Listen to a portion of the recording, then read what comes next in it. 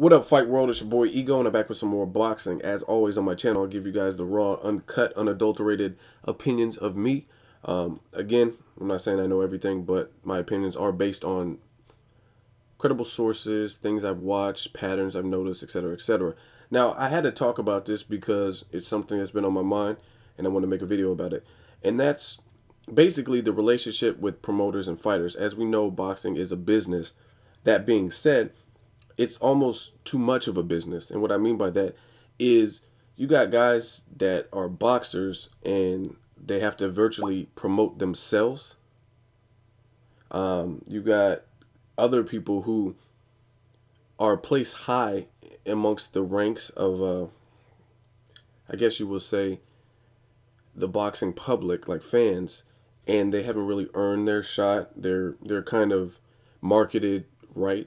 And the problem with this is there's a lot of quality fighters, in my opinion, who they get almost outcasted and blackballed in the boxing world based on the promoters' opinions. And the promoters almost brainwash the fans. And the reason I say brainwash is because I don't hear a lot of these comments until the promoters say it or until the announcers say it. Jim Lampley or whoever it is, or Bob Arum or Oscar De La Hoya, Richard Schaefer. They say these things, and all of a sudden, I hear fans on YouTube saying and pretty much carrying on the same tune that these promoters are saying. And I don't think boxing should be viewed like that. One thing that is, at least me, that I love about the sport of boxing is there's different styles. And if you are the complete fighter, you're the ultimate fighter, you're the best of the best, the cream de la cream, the cream of the crop, whatever the fuck you want to say, you have to learn how to beat the different styles. Look at it. Let me break it down, I guess, scientifically, or dumb it down for you guys. It's similar to a video game. Everybody knows Street Fighter, popular game.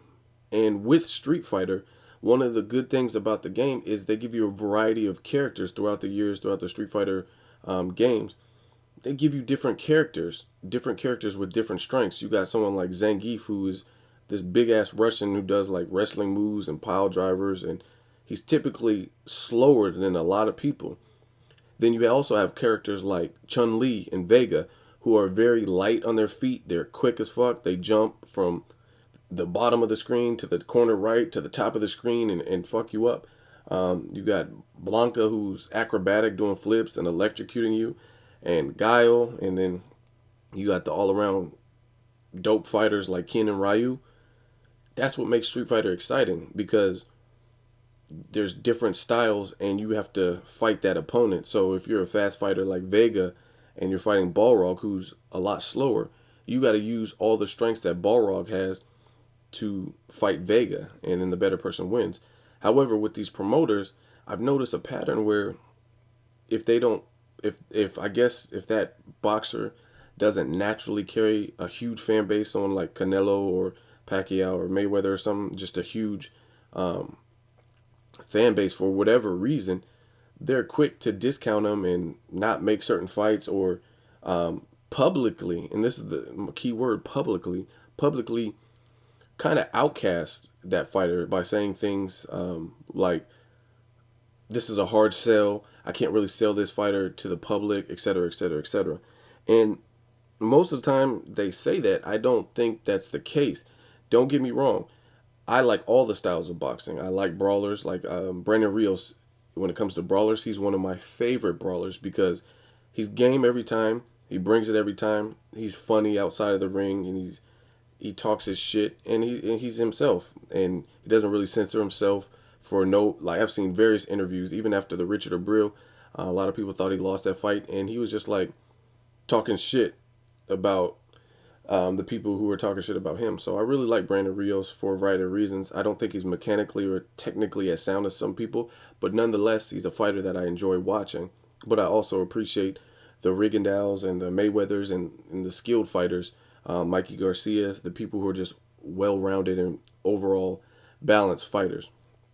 And with some of the promoters, they're quick to say, Erislandy Lara, I can't sell him. And it's not even Top Rank or Golden Boy. I've noticed all of them.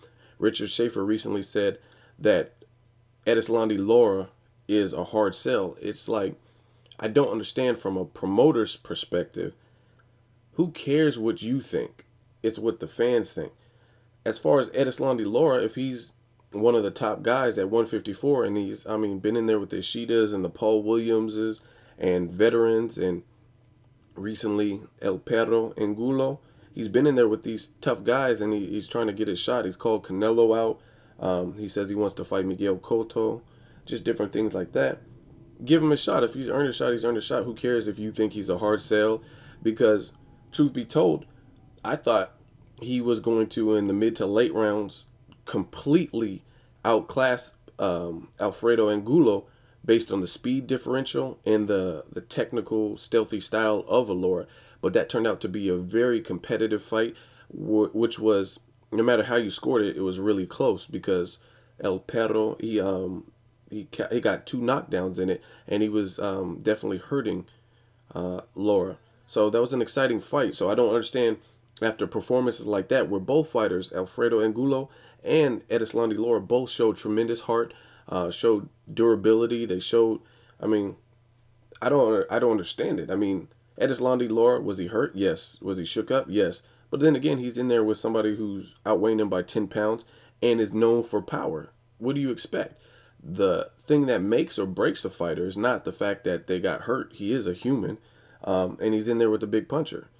It's what he does after he gets hurt. And if you notice, Erislandy Lara, he fought with heart, and he got back up. He stayed composed, and he went on to look good after his knockdowns. And then in the second knockdown, got right back up off the canvas, and ended up stopping in a weird fashion Alfredo Angulo. Same with Angulo. I mean, he brought it. He showed different dimensions to his game that a lot of people thought he didn't have. He was able to cut off the ring really good. He was able to punish the body, which definitely slowed down Lara. Lara's a person who relies on not only hand speed and upper body, but he also relies on lower body, and he has that slick Cuban style. So, I mean, this was a great fight. And then to publicly hear Richard Schaefer say you can't sell Erislandy Lara, I mean, I just don't understand it. To me, the way I look at it, I feel like I should be a promoter because I would try to sell everybody. Now, don't get me wrong. There's certain instances where people really are boring. Like, to me, on the undercard to the Josecito Maidana Erislandy Lara Angulo fight, they had a fight with Charlo against the other veteran. I forgot his name at the time. But that was a boring fight to me. And I can appreciate the sweet science of boxing, but you just had two guys who were pretty apprehensive to throw punches. And overall, it went the distance, 12 rounds. No one was really engaging. No one really got shook up. It was just a boring fight. I'll admit that, like, wholeheartedly.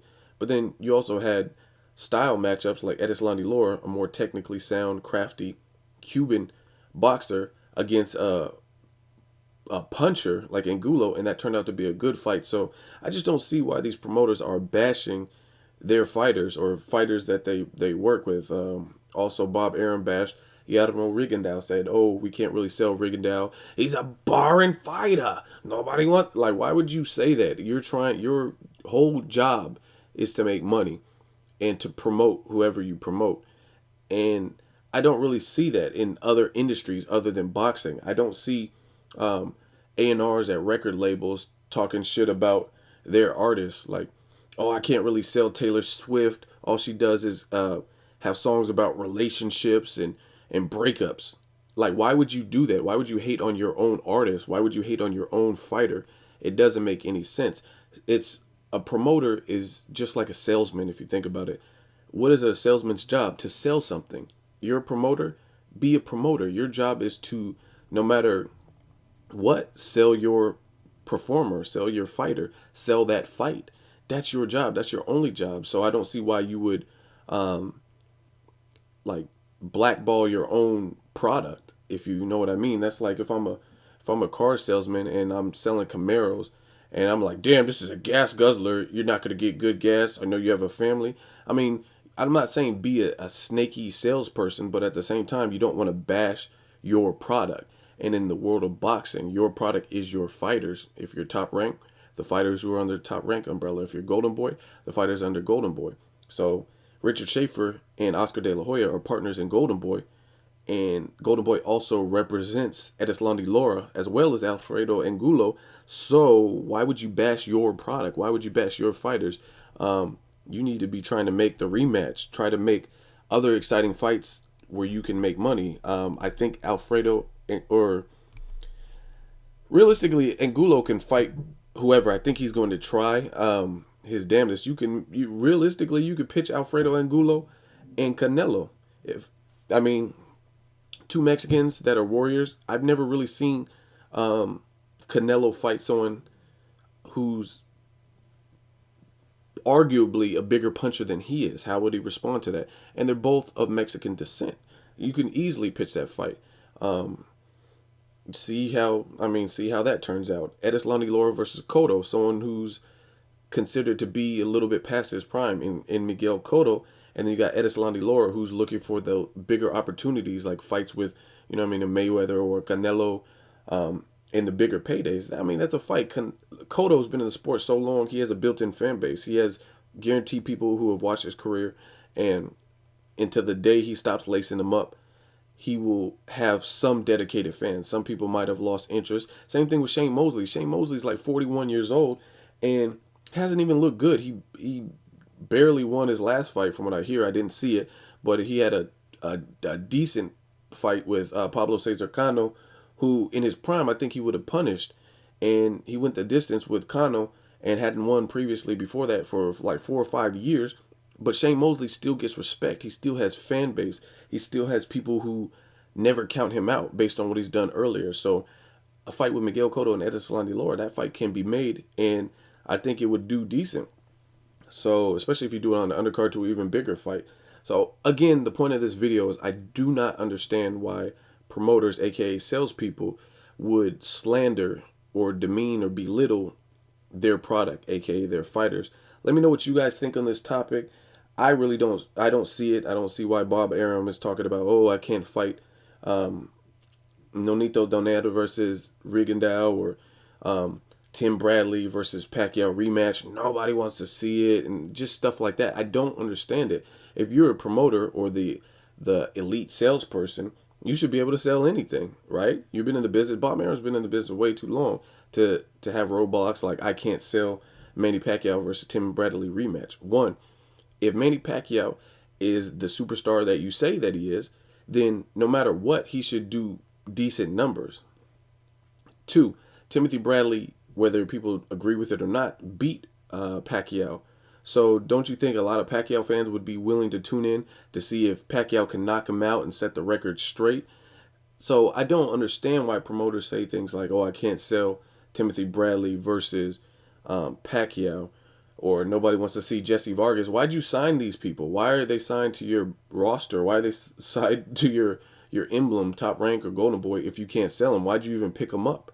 And just so I don't have stupid ass comments, I'm saying this within reason. I'm not saying Manny Pacquiao should fight like a fading fighter like Humberto Soto, even though they were trying to make that fight. I'm not saying like you should match him up with someone nobody's heard of, but the people like Guillermo Rigondeaux, Erislandy Lara, Jesse Vargas, just different people like that. I mean, these guys have certain fights that boxing fans remember, and they do have some level of a fan base because I see it. The people like Alfredo Angulo, I mean, these guys have a fan base. I see it on the YouTube community. People know who they are. They might not be as big as a Canelo or as big as a Mayweather, but I mean, that's part of paying their dues. They got to build up to that level to get to a Cotto level. People didn't know who Austin Trout was pre-Miguel Cotto, but as you notice, people are seeing valiant performances from him, and he's building up his brand more and more. Same thing with Gabriel Rosado. Rosado's been in the game longer than a lot of people think. A lot of people don't even know that Gabriel Rosado fought Angulo and lost to Angulo. A lot of people don't know that because he's a newer face. Some people didn't even know who Rosado was until the fight with Triple G, Gennady Golovkin, another rising star. People didn't even know who Rosado was, maybe even until the J. Leon Love, and then they got the chance to see him because it was on the Mayweather undercard. However, this guy's been fighting for quite some time. So I really don't see the need to bash people that are under your banister. That's the point of this video, especially when you look at each fighter. there's something you can sell if you market it right. Fighters like Erislandy Lara and Yermo Rigonel, I mean, they have credible fights. Like, they've had credible opponents. Paul Williams, Rigonel has Nonito under his roster, Roberto Marroquin, just different people that makes them credible to the boxing fan. And then you could also do things like they're Cubans. Where there are a lot of Cubans in the U.S., Miami. Have a big venue in Miami. I guarantee you, a lot of not just Cubans, Puerto Ricans, Dominicans, they will probably come out to support, especially if you plan it right and you do it right. They will. I honestly think they will support these people like Rigonel, Erislandy Lara, especially if you do it in the location. If you have a Cuban fighter in Las Vegas, or you know what I mean, somewhere random, Dallas, Texas, you might not get as big of a turnout. But if you did something in Miami, that's a different ball game. I just went to Florida recently, and I was in Tampa Bay, not even Miami, and I met a lot of Cubans, a lot of Ricans. But if you go to like Texas, for instance, you're going to see a different demographic. Not as many Cubans in Texas. There's more. If you're looking at the Latino population, you're looking at more Mexican Americans as opposed to like Cubans, Dominicans, and Puerto Ricans and that kind of thing. So that's my thoughts. Let me know what you guys think. Promoters bashing people that are under their umbrella, under their label or roster, whatever you want to call it. Let me know what you guys think of this subject. As always, hate, comment, or subscribe.